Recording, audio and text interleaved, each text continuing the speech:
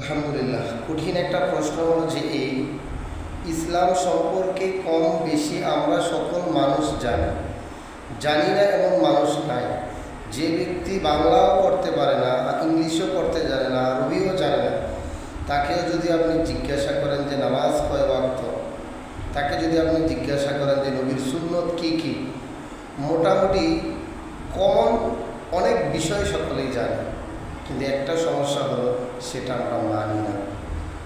তার জন্যই আমি সকলের কাছে উদারতা আহ্বান থাকবে যে কে কী জানলো আর না জানলো সেটা বিষয় না, সকলকে মানার জন্য আমরা দাওয়াত দিব, যেটা আমাদের তাবলীগের ভাইয়েরা করেন।